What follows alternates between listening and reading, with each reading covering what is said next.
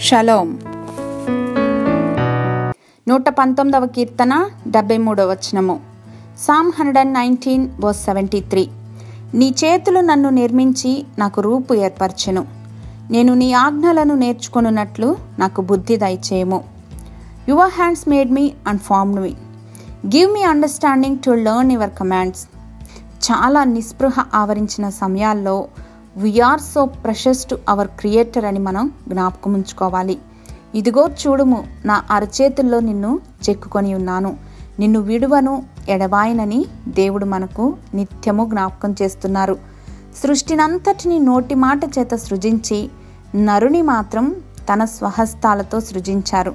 కాబట్టి ఈ లోకంలో పుట్టిన ప్రతి ఒక్కరూ దేవునికి అత్యంత ప్రియమైన వారే. అన్నిటికీ మించి ఒక ప్రణాళిక చొప్పున మనల్ని సృజించారని జ్ఞాపకం ఉంచుకోవాలి. యాక్సిడెంటల్గానో ఏ కారణము లేకుండానో మనం జీవించలేదు. మన జీవితంలో ఏ సంఘటన కూడా జరగటం లేదు. ప్రేమామయిని హస్తములు మనకు రూపు నేర్పరచగా మనం ఆయన ప్రణాళికాబద్ధంగా జీవిస్తున్నామా లేదా అని ఎల్లప్పుడూ గమనించుకోవాలి.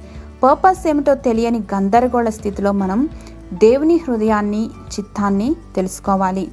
దానికి ఏకైక మార్గము దేవుని వాక్య ధ్యానము. ఎందుకు ఈ భూమిపైకి పంపబడ్డామో స్పష్టంగా తెలిస్తే ఖచ్చితంగా జీవితంలో ప్రతి క్షణాన్ని కూడా ఆస్వాదించగలుగుతాం.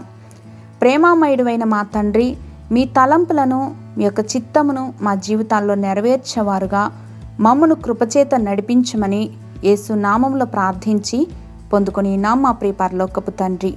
ఆమెన్.